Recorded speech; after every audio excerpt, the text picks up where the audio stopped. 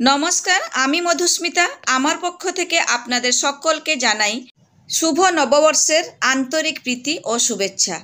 বন্ধুরা, আজকে হচ্ছে পয়লা বৈশাখ। তো বছরের প্রথম দিনের শুরুতেই আমরা চললাম তারাপীঠে মায়ের পুজো দেওয়ার জন্য।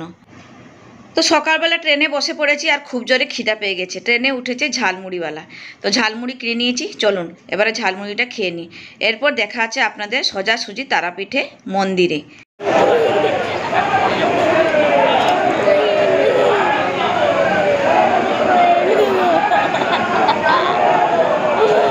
বন্ধুরা, আমরা বিকেল 4:30টার সময় পুজো দিতে গেছি। তো পুজোর ডালা আমি নিয়ে নিয়েছি মায়ের জন্য, যা যা পুজো দিতে লাগে, জবা ফুলের মালা থেকে ধূপ, আলতা, সিঁদুর সব কিছু আমি নিয়ে নিয়েছি। এরপর আমরা লাইনে দাঁড়িয়ে গেছি। তো চলুন এবারে মায়ের কাছে আমরা ভালোভাবে পুজোটা দিয়ে দিই। তো লাইন থেকে যেতে যেতেই পুরোহিত মশাই কী করলেন, আমাদের ডালাটা নিয়ে উনি মন্ত্রতন্ত্র বলে পুজোটা দিয়ে দিলেন।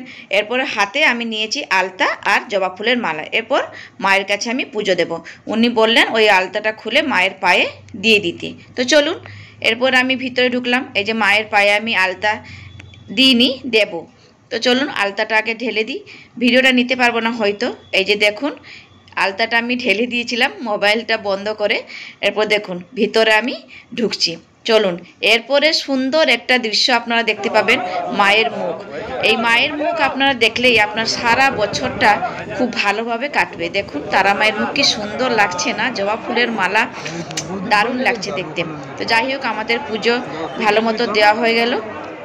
তো মন্দিরের ভেতর থেকে বেরিয়ে আরও একবার মাকে প্রণাম করে নিচ্ছি। যতবার দেখি ততবার যেন আরও দেখতে মাকে ইচ্ছা করে, তবুও যেন মন ভরে না, তাই না?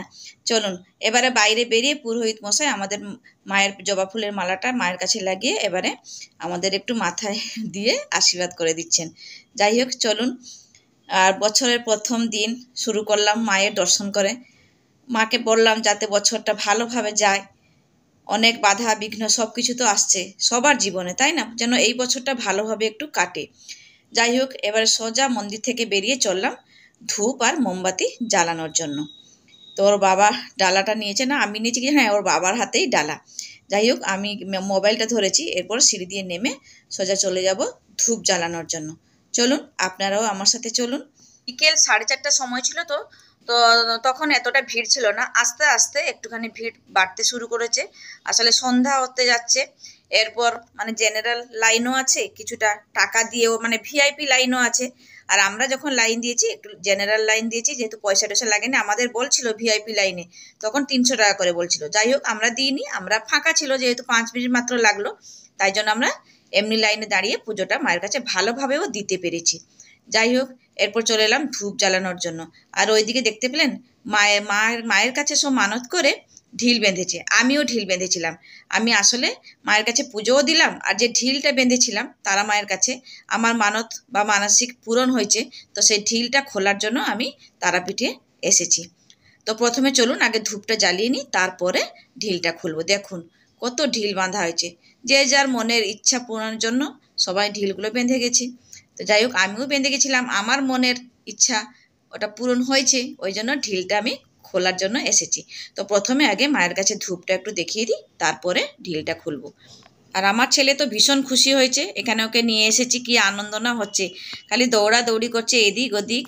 যাই হোক ওর বাবা এখন ধূপ দিচ্ছে, তারপরে আমি ধূপটা দিয়ে দেবো। তারপরে ওর বাবা মোবাইলটাকে ধরবে, তারপরে আমি ধূপ দেবো। তারপরে আপনারা আমাকে দেখতে পাবেন।